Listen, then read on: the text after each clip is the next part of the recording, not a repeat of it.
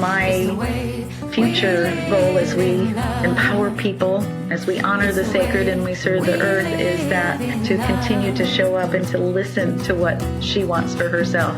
And that includes legacy at this time, being in this beautiful energy of all that it takes, because it takes a lot. Everyone who steps into this field make a difference, and you made a difference to a lot of people.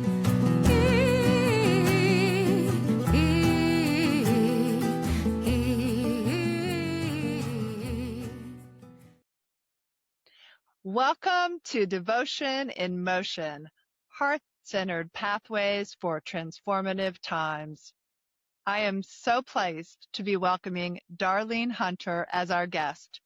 Darlene is a founding member of both Kayamari, a global spiritual village with communities in the Americas and Europe, and the Center for Sacred Studies, where she serves as a spiritual teacher, community builder, and elder. As the spiritual director, Darlene sits in the seat of the mission keeper of the Center for Sacred Studies, dedicated to sustaining ways of life based on collaboration and reciprocity with the earth and all her beings. She travels internationally to cultivate and support community and individual growth through empowering people, honoring the sacred, and serving the earth, and by sharing resources, knowledge, and prayer dedicated to the next 7 generations. Welcome, Darlene. Oh, thank you. It's really exciting to be here with you guys. I'm just looking forward to hanging out this way together. Thank you. Yay! Thank you, Darlene. What a gift to have you on one of our very first launching this Devotion in Motion podcast. We're so grateful that you're here. And well, let's just start out with our questions. And for those of the listeners who may not be familiar with the Center for Sacred Studies, would you share a little bit about its origins and the vision that inspired it and your role in helping nurture and guide it into being? There's a lot there, so wherever you want to begin. Well, as I was listening to my bio, which was one of the things to take a look at in order to sit here in this seat today, was toning it down, it seemed, to the essence of something. And as I was listening to this bio, I realized that this is my life. It's not, it's whatever the hat, whatever the seat, whatever the mother is asking any of us to do. This beautiful earth is where we're listening to show up, because then we're sitting in this amazing, authentic self of ourselves that is birthing right here in front of us this amazing weaving that's happening. And so as all things begins, you start taking the threads and they start weaving themselves into something that I could not ever have imagined. And like life happens, you find yourself in a place where you're meeting people that you resonate with and that you have a curiosity of life about, and spirit starts moving and pushing us to sit places. And in the coming together of threads, something grew. It ignited something that was already growing inside of us, each and every one of us. That's that amazing spark that creates our own life and our walk. And so I met some people, and then I introduced to some other people, and before you go for my entryway in, I met this amazing community, and then in my spiritual awakening met Jyoti and Russell, who were the ones whose dream was being manifest as we spoke, and all of our like energy that collected together that said, hey, start a spiritual village. And we didn't even know exactly what that was. All we knew is that Mom said it was time to put down her roots, because once we started meeting, the energy, as it does, it wove more and it grew more, and the seeds were planted. So as energy attracts energy to itself, and it grew and it grew and it grew, the wind moved and blew us to a place up in the Sierra Nevada foothills in the middle of the Stanislaus National Forest, the home of the Tuolumne Band of Miwok Indians, that had been and took us up to Crystal Mountain, because it's a mountain full of crystals. And it was their home for many, many years until gold was discovered. And so as we wake up, we learn more about ourselves. We were given some tools, and we were also working the land and tending to the land and the shadow of what happened there, and all of the energies that were part of that mountain range and what it brought to us. And so we were given tools. We were given a mystery school that she gave us through these amazing, beautiful spiritual elders of ours, and so many others that we met since then. And so we went up this mountain because we met each other, we knew each other, and we went up this mountain with this thought of growing our food, raising our children, and waking up together. And could we all be conscious together as a community? Could we live in not a throwaway community? Because in our world here in the West, everything is throwaway. We didn't grow up, I didn't grow up with a family of grandmas and aunties and uncles around in community that way. And so we worked our stuff, and Kayamari was birthed and born up a 14-mile log of road. I got to go up there with a dear friend, Ellen Thibault, and we met her for the first time.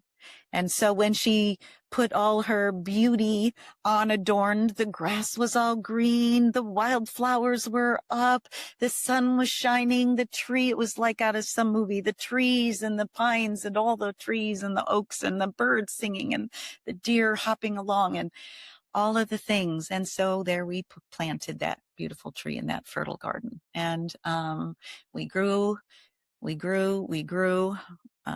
And as we had others from other places around the world, as I said, come to visit us and help grow and build a community. It's all about relations, she told us. And then as we continued to grow and these amazing elders and First Nations people came up the mountain to find us and shared with us some ceremonies, gave us some beautiful words of encouragement to keep on keeping on. And as we did, we held ceremonies, and many came up the mountain, and we had held circles so that we could be good mirrors for each other, so we could stay awake. And we learned how to navigate triggers and how to be in this world this way as the world kept coming to us. And as more First Nations people came up, and our awareness and our understanding and our compassion and all those things in alignment with Mother Earth and the way that she was teaching us, and we were being taught how to sit in ceremony. And so as she does, Mom has this amazing, beautiful timing, this Holy Mother, this divine energy, however that divine energy is for you, that's how it is for me that way, and for us as a community. And when we found the name Kayamari, which was about the blue deer and the blue deer healing community, and where that blue deer stepped, Kayamari is what we called ourselves. The mother landed. And so as she was preparing for this beautiful basket, this energy that she called to us, and so that we could wake up enough and raise our consciousness enough and be inclusive to life enough is that she kept feeding us the next thing and the next thing, because we wanted to stay present in the moment and not run ahead of what the prayer was, because the prayer was, we were getting to know it and understand it, and it was praying us. And so as we kept moving forward, and we wanted to protect these different ways of prayer that she had given to us and that she shared with us in a ceremony in 1998, that she was giving us this amazing basket of her most precious jewels, her lines of prayer that we were asked to hold in the sacred basket. Don't mix them, don't change them, just hold them in this original line that goes way back to the original peoples, and bring it to me after the millennium. I have something we're going to do with that. And we really didn't know what that meant. And so as we kept dreaming and listening to our dreams and visions, then this place started working inside, where the ground was being laid for the next level of how do we as a community, how do we do that? How do we protect these lines of prayer? What do we need to do in order to walk this prayer with our relatives, honoring these sacred gifts that we've been given to hold and be invited into and be a part of? And so we looked inside to see what would that container look like? How do we hold a safe container around this? Because we were becoming that safe container. And so as we looked at different ways of becoming an organization that had protection, governmental protections, or that had all of these things that we needed to put in place, is one of the things that came up was becoming a church. And with all the shadow material that we kept working and refining on the sacred mountain, from all the shadow, the genocide, the gold, the greed, and now we were looking at the shadow of the church. And could we, should we take on that mantle? Could we be mature enough to work through that shadow as we're stretched and growing? And we did what we did. We took it to ceremony. We sat in circles. We shared about it. We created some beautiful guidelines, rules in our community, and that they still stand today. The rule of no withholding, with kindness, so that we feel fully empowered to speak our truth, that we needed to say, that we didn't withhold anything, that we didn't become codependent, because that was part of our full authenticity. So this no withholding. So we sat in circle and we talked about it, and we shared what we were sharing and what things would come up for us. And the second one was service from the heart. So we had to be embodied in this. And so we moved forward, because that was what the yes was. We had have a beautiful, one of my brothers in the community helped us and formulated the Center for Sacred Studies. He's an Indian law attorney. Blessings to Mark Levitan and all he's done for so long. And so we formulated this 501c3 religious organization under the rules of the IRS in the way that the Native American Church formulated itself. So we applied in that manner. And so that was in March of 2001 that we finally were stamped as a 501c3 religious organization called the Center for Sacred Studies. And there's a little side thing here, is because we kept waiting to hear, we kept waiting to hear. We got online, we couldn't find. And so we called. They said, oh, yes, it had already been done. We got a person. And when the paperwork finally came through, it said the Center for Scared Studies. They misspelled the word sacred for scared studies. And we thought, okay, not only are we following it, but it's lovely to know Mom has such a sense of humor. So we prepared ourselves. Everything is always better with humor. And we got that corrected. And then that was March 2001. And by September 11th, the Twin Towers were hit. I was in the Czech Republic when that happened. Everyone was in shock. I was at our community there, and they were like sitting me down and watching the news and fanning me off. And interestingly enough, right before that happened, when I had arrived in the Czech Republic, first time ever it happened, that all of my luggage, it's like I had just come from the airport, all of my sacred items, all of everything that I needed to be there for a month and be with community that way, everything was stolen, except a pillow that I was given as a gift, So that was also going through. So all my sacred objects went somewhere. It takes care of me and it offers something somewhere else. And so, and United States went into martial law. And what that means is that there's no privacy, there's nothing. And the only organizations that are protected from martial law are religious organizations. So in this huge confirmation of our faith, in our amazement once again of this Divine Mother's exquisite timing, taking care of everything that she does. And so all we need to remember is to stay in the present moment so that we are listening.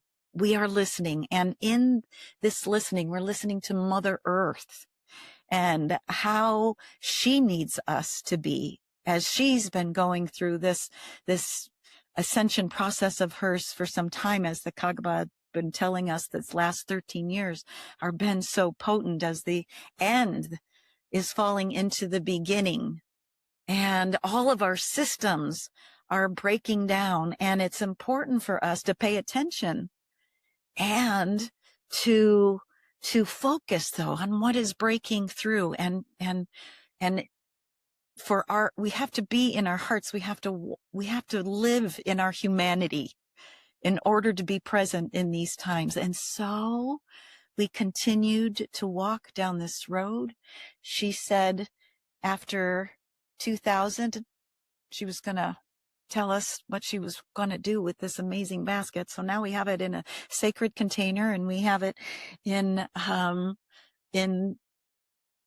its next place. The center, the Kayamari village, has just created a business.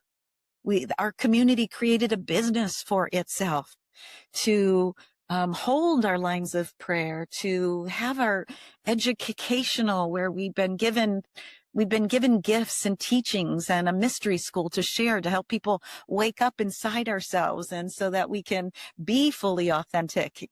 We're all amazing herbs in Mom's garden, and we need to be our herb.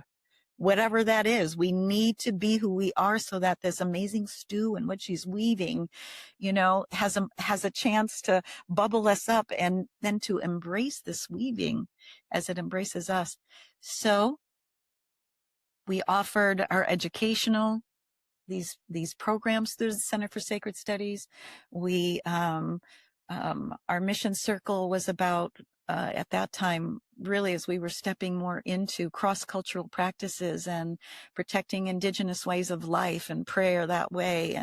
And we did that a lot through offerings that we made, and elders came and had their ceremonies, and we worked with respect, relationship, reciprocity, and responsibility, were those are spiritual guidelines for our lives. And so as we kept moving and growing, in 2002, all of a sudden, all of a sudden in the spirit world, is that we started hearing and seeing and having dreams about grandmothers. Grandmothers. And when the grandmothers speak,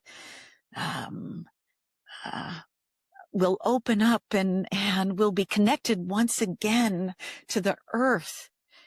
And change will happen. We will remember who we are. And grandmothers started appearing. There's grandmothers in all these different lines of prayer. Each one of us knew a grandmother. And we don't know a lot, but we just keep showing up and we keep listening and we keep following. And so what turned out to be these beautiful murmurings got louder and louder. And so when the grandmothers speak, change will take place. And so we sent and asked our relations, our grandmother relations, and letters went out that said, we've been hearing. We were in Brazil, and our beautiful, we had a home in the Amazon rainforest with a spiritual community, which is one of those that have helped grow us as a Kayamari, as a village, and helping us walk through these ways. They were 25 years older than us. And so the elders had gone, the grandmothers had gone into the jungle, and they were talking about the proclamations of saving the forest, and the grandmothers were coming together, and then meeting Bernadette Rubino and that whole story, which might be also on a podcast at some point in time, but meeting and being sharing with them, and how they in Gabon also were meeting with the different tribes and in Peru and things, and these proclamations saying the same thing. We got to protect the land, and we have to protect our way of life and protect. So through the course of more learning and growing and casting the net, 13 grandmothers, once people said yes. And we were also in Brazil when we were once again meeting with the Kagaba, the Kogi at the time, and the women spiritual teachers are the Sagas, and speaking to her about this as well. And she was speaking about it's time for our waters to be purified again. It's time for us to pay attention once again and to connect with Mother Earth. And so all those things, as Jyoti was gathering the information and being able to be on those journeys together, and how that flowed, and being able to sit there when all these things were happening, and even in the jungle when this beautiful flag of the mother came floating down on Jyoti, and it was shared, this flag for the entire village, to keep us protected and strong, and to be able to flow through all of these amazing seats and be witness and be part and be present to all of how this has grown so far. How wonderful it is that this Holy Mother, when asked, we need your help. We were going through a really hard time at Kayamari during the time we were in Brazil. We'd taken people to this beautiful Mapiá, and we're in ceremony, and so many things were happening hard at home. So we were praying hard for the mountain and the energies that would come, because we work with the energies. We clear, we work with the shadow. It's part of the light, and we have to keep ourselves clean. So we go in ceremony, and we take people, and we get initiated in different ways. And so it helps us. It helps our bodies. It helps us individually. It helps us collectively. It helps us in a global community to hold this level of prayer. And so 2 years, 2002 to 2004, we wove some more. We gathered grandmothers, First Nations, original people, indigenous from all over the globe. We gathered also Western women advocates from all over the globe. Amazing people. Amazing people. And 16 grandmothers said yes, and 13 came. And so the International Council of 13 Indigenous Grandmothers was then created. We wanted to know if they wanted to have the Center for Sacred Studies as a nonprofit organization. They said, oh no, you take care of all this for us for a while until we get our feet, until we find that it's the right time. And so for 10 years, we convened, we organized, we held space, we walked with them on the acupuncture of the world, Mother Earth and what she needed. And then it was time for them to individuate. And so that was in 2014, but about 2006, some stirrings were happening about being a religious organization and a 501c3 with the government. And so they were asking us when we first put the application in, it's like, well, where are your churches? Where's your people? And so we relied on who we are, and we're nomadic, and we have a mother's house that we were just putting together at Kayamari, down by the stream, down by the sweat lodge, first one, and the earth altar. And so we took pictures of it. We were working with our own pine, and it was this beautiful community experience. We took pictures of different people. We took pictures of how it worked for us and spoke about who we are and how we serve this divine creation. And then about this time, we started getting this proddings of, well, we're a religious organization. We would need it would be that we would have clergy of some sort,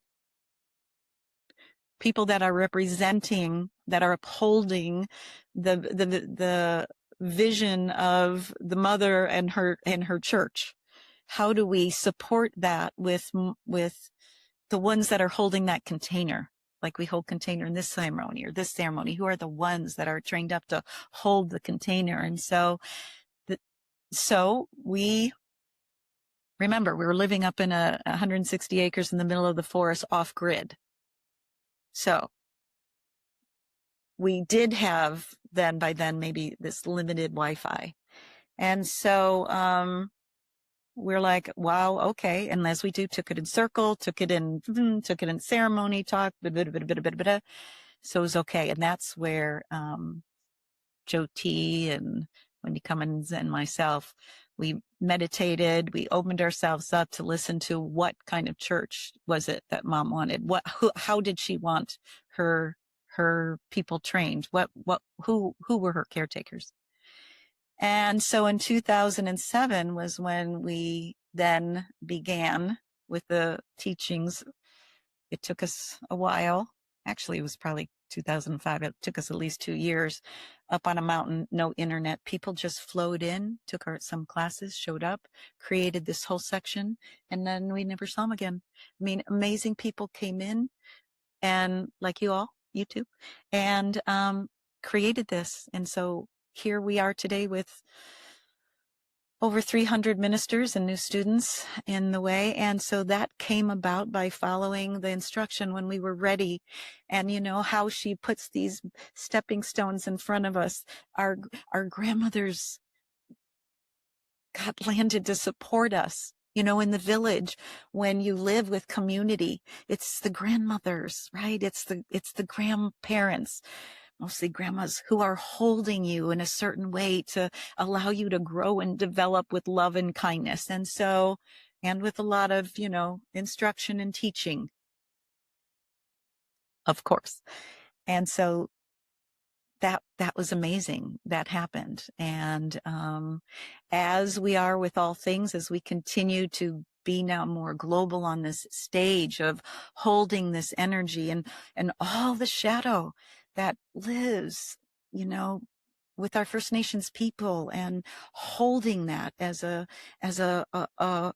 white-skinned person, being welcomed into teepees by our First Nation relatives, and welcome that way and willing to hold the shadow, however those things work, because we wanted to get to the healing.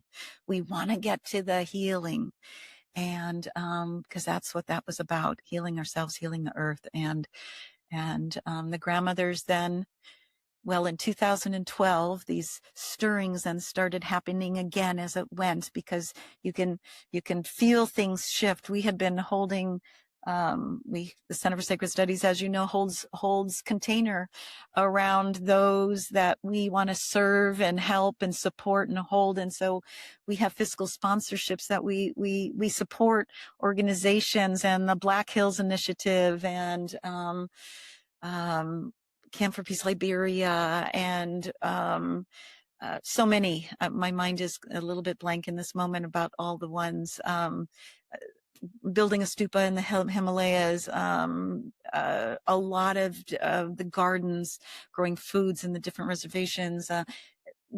We'd already been involved that way. So the Center for Sacred Studies was already holding different containers and supporting our First Nations people and many of their projects. And we were really in about taking care of Earth. And all of our teachings that we have are stemming from, they're from the Earth. They're from the Earth herself.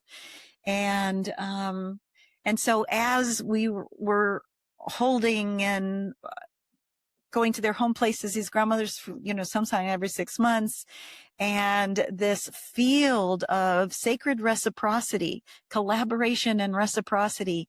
And it was through relations that we were able to have the flow continue and to support each grandmother in their home places with amazing donations from amazing, beautiful people. And as these different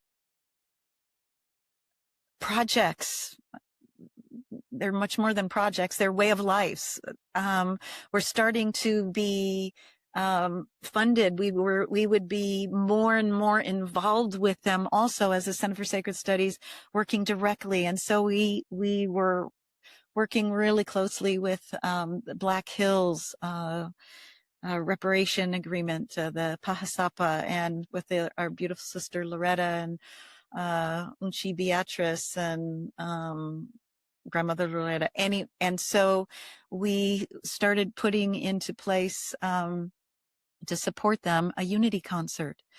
And again, so rich, so much. We were going to do something for free for everybody to come for free and be supported. And these amazing people came. So many singers and musicians, and so many. And I could spend a lot of time in that because it was exciting. So that was beginning with 2014. And we had been in motion with it because the fountain grew from the Center for Sacred Studies in 2012. And from the fountain then came the next level of what they were supporting, which is continuing still to this day, about culture, economics, and territory, sacred culture, sacred land, sacred economics, in a way that's about reciprocity. And so that part of who we are, the village was growing bigger, you see. So from in this Kayamari village, we now had the Center for Sacred Studies, and now we have Fountain for the Natural Order of Our Existence, which has been being held and guided by the Kogi people, the Kagaba Nation, the ones that are Mother Earth's, original caretakers, as their spiritual leaders live inside these caves for 18 years, for them to really hear and be able to channel in what Mother Earth is asking for herself. And so they have been guiding us all and the fountain in its walk as they're putting the land, reclaiming the land as well, in not only the Black Hills, but also in La Sierra Madre in Colombia, in the hills of all there is, in the hills the heart of the universe and the heart of all there is, these mountains. And so in 2014, as we began working with the Unity concert with Unchi Beatrice and family, Unchi Loretta, and the International Council of 13 Indigenous Grandmas were also coming to a place where they were now ready to become their own organization. So as that happened, then the change, Mom always has the flow of the next one that we're holding this archetypal seed of. And it was the Black Hills and the Unity concert, which was going to be one time we, in our just following and in the way of the ceremonial way is to have something 4 times for the directions. So we held that for 4 years, where more and more kept growing. In the meantime, now the Center for Sacred Studies has now ordained its first ministers, which it took us a while to figure that out because we're global. People from all over the world have come to sit there. And it was the very first class itself, the very first butterfly clan of our ministry class chose the name of the ministry, and it's the Ministry of Walking Prayer. So you see, we could have tried to come up with a name when we were in the planning stages, but this is so beautiful. And that's what we are. And so the Center for Sacred Studies now has its educational arm. So we have our Stargate, we have our mystery school, we have our ministry. And then we have our ministry. How do we tend to the earth and all her beings? How do we collaborate with reciprocity with her who gives us everything every day, every moment, whose relatives out there in Star Nation are supporting us, this miracle of this little blue floating, spinning globe, and how big we have an opportunity to be inside ourselves in order to be able to be a sacred container around her. And so now we're ministers of walking prayer. As I mentioned, the class decided to name itself. So I'm going to say, because I said it a minute ago, the clan of the butterfly clan, which is all about, as you know, when we move from that caterpillar and we have this calling, I'm going to get this calling to go somewhere. And so here we do, and we climb up a little something, and all of a sudden we're feeling like we're spinning and spinning and spinning something. And now we're in this cocoon that I understand. I don't have the words, but it forms itself into the gel of itself. It just breaks itself totally down to like nothing you would even recognize as anything, but there's some DNA in there. Chrysalis is that it's forming itself. It's restructuring its entire being in order for it to have its new mission. Right? And boy, how fun to be so colorful. That first group of people who came through, who caught what it was to walk through this way, also gave us another aspect of how the ministry identifies itself. Each cohort that goes through the process, this 2-year online, remember I told you how weird it was to be up without any internet? Yikes! 2-year online with the 2 weeks after each year in order to really catch her mantle that she's put over each and every one of us. And so as we walk around, so we have our education, now we have our mantle, and now we can really embody in a different way. We already were, but we can embody how we're serving from the heart with no withholding. That way we are relating with respect and responsibility, right? Relationship and reciprocity. And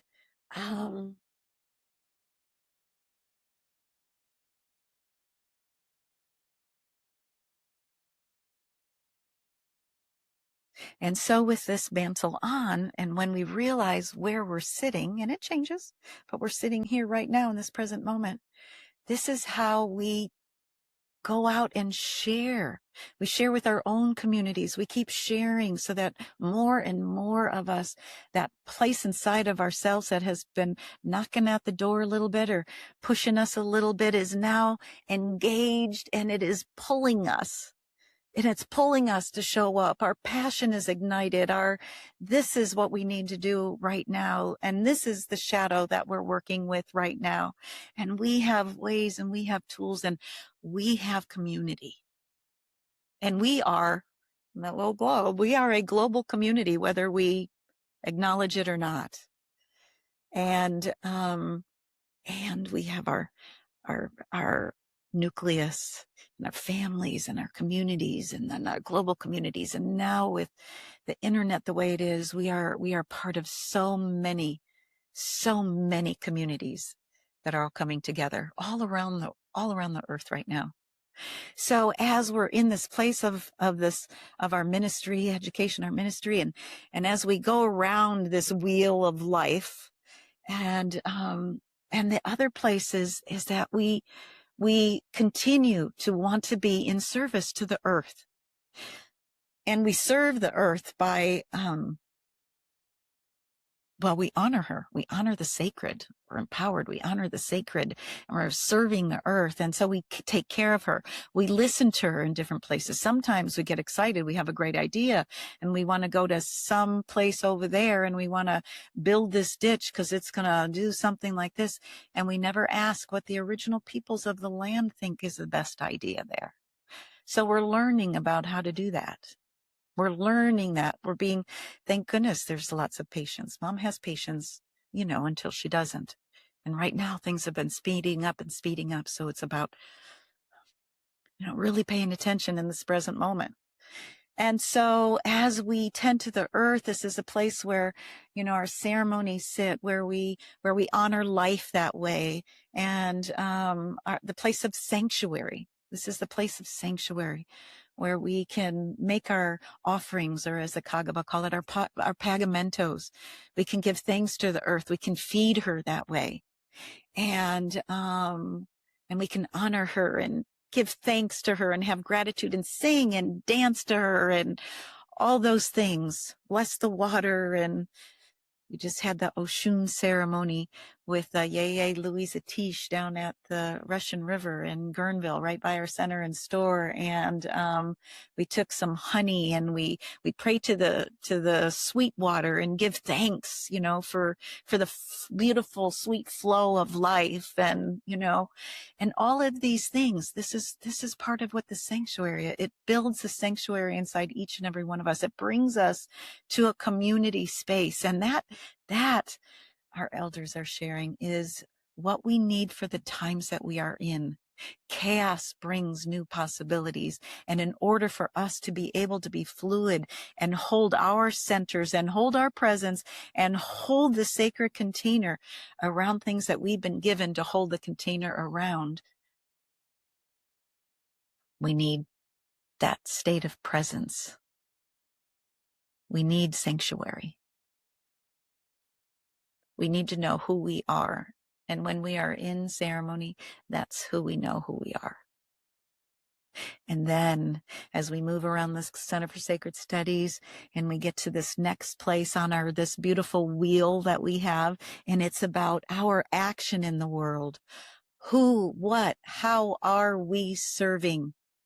The fountain, the Mother Earth delegation is now in motion. The Center for Sacred Studies is holding that in its sacred container until such time as it is ready to individuate. So now our village, our Kayamari village, and all the villages that are attached that everyone else is bringing, because now we're in a bigger village together, is that our village has been birthed out of Kayamari. The Center for Sacred Studies is how we do our business, we are a spiritual village doing our business of offerings, and it's birthed the fountain for the natural order of our existence, which has, through itself and its walking on this earth, has called forth the prayer for the Mother Earth delegation of United Original Nations. And here we come back to our elders, our grandpas, our grandpas, who are holding the village, who are holding Mother Earth in her teachings as the elder, just like Grandma Moon is holding her earth, her daughter, and all her grandchildren. And they're giving us information on how to navigate through the times that we're in. And as the Center for Sacred Studies, we want to share that information with others as much as we can. And one of the ways that we're able to be still unfolding, because we are no matter what, is that we have a beautiful center of this wheel of life. And it is our actual physical, in this moment in time, manifestation of the Center for Sacred Studies in form. And that our center in Guerneville, and of course, as Mom's humor is, on Church Avenue in Guerneville, is the Center for Sacred Studies. Beautiful place where people come and we gather, and that's where we gathered, and we had a fun moment. And so in March, we had our board staff volunteer amazing retreat at for the first time at Yeye Louisa Tish's new beautiful land, and with her Jambalaya Center for Ancient Mysteries and Sacred Arts. And we took a picture of us celebrating. Unfortunately, it was only the ones that were in the building at the time. We had Zoom going as well. So we had a picture, and we just held up a banner about us, and we started circulating it in June. So we have our 25th anniversary, and we went to the center and store in May. Oh, and there's a beautiful Earth and Spirit store there, which is phenomenal, but I'll say that in a minute. Anyway, so we had a moment in the center. Everybody gathered. We gave thanks for all of that the center has done since 2010. So it is 16 years. And then we walked down to the ocean, or to the river, and we had this beautiful ocean festival. So we honored our 25th year and honored and celebrated the opening of this beautiful center that Yeye Louisa Tish has. And so we keep flowing and we keep moving. And this year, I'm just going to say this, the 25th anniversary piece, as we have started looking at the amazing things. We always look at the new year, and we make some plans, and then we see what Mom brings to the table. Is that we have been really blessed with some amazing staff and people, and these two amazing human beings here, and a lot of exciting things are stimulated and happening. And I forgot what year it was now. Oops. But we started the Mothership Mentorship. Gosh, it's maybe 8-10 years. Margina's been the one that put that into motion. And we have had a lot of people coming on, and we have gotten into this amazing groove of sharing information. And we are in the process of weaving more of our amazing community into the membership, because we have a really amazing community. And some of that weaving, there's so much, is some of you might be, seeing different educational offerings that are coming up, that we're collaborating with people, because it's all about collaboration and reciprocity. And so let's share. We're all about sharing. This is an open door community. You can come in, you can go. It doesn't matter. It's all good. Some people come back after 20 years, and it's so nice to see them. What have you been doing? So in this moment, we're sitting in another amazing new beginning with our executive director Marlo, and our board secretary Stephanie, and that's just one little sliver of what they're doing, and they're doing it well, by the way. Is that this stirring of the field, and sometimes it stirs and it stirs and it stirs and it stirs, as you know, until it's just right, and the maximum beautiful flavors coming out of it. And so here it is with this Devotion in Motion podcast, which is collaboration with the Center for Sacred Studies and Stephanie's Vita Anima. And all of the things that, how it's going to be weaving, because we're adding new people to our membership as mothership offering. And then we'll have them, so you could see them in the podcast, and maybe they're offering some things through their own doorway that will also then benefit the field. It's like this fractal community. We're fractals. And it's part of how we govern ourselves is in fractals, because in our search of how do we tend to community, we also found a way that we wanted to govern ourselves that is dynamic and has all voices heard. And so it's, again, an earth-based way of governing ourselves. As we sit in circle, as we do, we have consent for how we want to move forward together. And, we have this respect, and it's a place where it builds trust, it builds relationship. And I know, just for sitting in this field this long and all of the things that are unfolding as we're looking at legacy, as I'm in my grandma years and these times, is who is coming next? Who's going to pick up the staff next? Right now, we've got to come up. We're women driven and indigenous led. And I'm really grateful. I'm really grateful for all of the female, male, theys, thems, everyone who has come into our circle.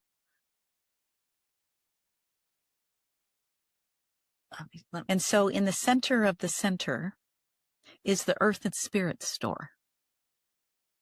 And this store has been being held by Valerie, and many different volunteers have come and gone. So in the center of the center is the Earth and Spirit store. Most all of you know Valerie. Valerie has been holding the sacred space around the center and store since pretty much we were able to put our root down in this beautiful little town of Guerneville. The Earth and Spirit holds things from very many different walks of life and peoples, and from ceremonial objects to anything that we need in our walk in order to be able to have the tools that it takes to be a sacred container in the way that we're being called to now. It also has a lot of yummy, fun things, and there's so many things. And for the children, what I love about our center is that when the kids come in, and they know who they are, they immediately recognize the energy, and they have, well, I don't want to share, but you can have your child ask Valerie about the double rainbow unicorn warriors. Just a little nudge there. So the sale of all of the items in the store, funds flow back to the peoples that came to their villages. Everything in the store has a story, and you'll want to make sure that you ask for it if you're in there. And so these things of not only rooting us, but offering things is the place again of sacred reciprocity, in this collaboration and reciprocity. This is the very center of who we are, is opening our hearts, because it's the heart of who we are, for ceremony, for honoring of the earth. As we do that, we have a place there on the land as well as offering things to others for them to do the same.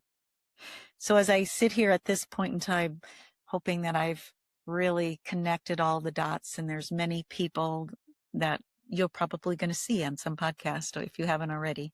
So as coming back to reflecting on my bio that you read, and hearing it again, is having this flow down memory lane that's still continuing as we continue to march for the earth and all her beings, and offer up whatever it is that we can in order to support her original caretakers so that we know how to navigate the times that we're in, is that this is my life. This isn't as my title now is a spiritual director, or the hat that I sit in, or the cloak that I get to hold. And someday there's going to be someone else that sits there behind me. And my future goal, as we empower people, as we honor the sacred and we serve the earth, is that not getting in front of what this Holy Divine Mother wants for the Center for Sacred Studies, but to continue to show up and to listen to what she wants for herself. And that includes, legacy at this time. I've been in here, being in this beautiful energy of all that it takes, because it takes a lot. Everyone who steps into this field really is about doing their work. And you make a difference, and you made a difference to me. And to a lot of people that are never going to meet us, and so it's how to then support the best way that I can those who are coming behind me. How do I share? I really want to make it be available. And what I'm seeing today with the people that are working for the Center for Sacred Studies, devoted. We are devotees. We've got you two on the phone, Marlo and Stephanie. We have, and those that are volunteering as well. Stephanie, thank you. Is Valerie with the Center and Store. We've got our ministry training program registrar, Ani Hansen. We've got Marjane Brew, who's been holding the communications forever, the one that brings messages to you. We have Jennifer Wilsey, who is now, who has been for some time volunteering at the Center and Store. We have, may I say, Colby as the new Global University Director, who has just come in now behind Marlo. So this next generation is sitting, and yay! And we have so many volunteers. We've got so many volunteers, and Tara, who has been working with us and making our systems beautiful. I call it the mycelium, and the page beautiful that way too. So all the people in our finance team, all the board and staff, Lori for the prayer line, and so many people have come through. There's Sharon, there's Martha, there's so many volunteers and people who've come through. So it would be, we'll burn some cedar after this is over. So I apologize, but it's through all those that I get to live this amazing, I call myself an ordinary woman living in non-ordinary, extraordinary life. And so that's what living in this has been. And I've gotten to go to so many different places on the earth, so many different prayers that I've got to sit at, and I've gotten to witness consciousness as it's continued to open itself, and in the people and what they do. And I am really just, I'm blown away, and I'm humbled. So thank you, both of you, Marlo. Thank you, Stephanie. Thank you for all the weavings that you're doing for the Center for Sacred Studies. Besides this, my heart is full. Thank you. Oh my goodness, Darlene. Thank you so much. I just love the way you, responded to your bio. And I had a lot of questions I wanted to answer you, but you received them and answered them. So, you just embody this, and you're a model for the rest of us. So from my heart to yours, thank you. Yes, thank you, Darlene. Wow, I think this is absolutely amazing. Like somehow you were able to cover all the different places and pieces and everything, and we just asked the one question. You covered in all. It's amazing. Well, you asked the whole question. It was a big one. So, wow. I mean, you're really acknowledging you and your life, and that your dedication to your prayer and your walk over these 25, 30, 40 years, it's inspiring, and thank you for being such a beautiful role model and someone to look up to and have fun with and get to learn and grow with. So I really love you so much. I'm getting choked up again. Oh, thank you, guys. So I feel as though, is there any last, typically we ask, is there any last place or any last piece, or do we all feel complete, or do you have any last things, Darlene, you want to Is there anything that I might have missed? Well, I feel like there's lots of questions I have that we can do also in other podcasts, because there's lots of, but I feel as though you really were able to shine the light on the beginnings throughout and really get to share with the listeners about Center for Sacred Studies and your walk with it this far. So, Yeah. Well, thank you for inviting me, and thank you for what a great question, Marlo. You're right. You're welcome. Okay. So. Thank you for listening. We created Devotion in Motion to build a field of care and support for people during these transformative times. If this episode resonated with you, please subscribe, like, and share it with your community or someone you care about. By doing so, you're helping us grow this field of support and keep our collective devotion in motion. Let's keep staying present in motion together.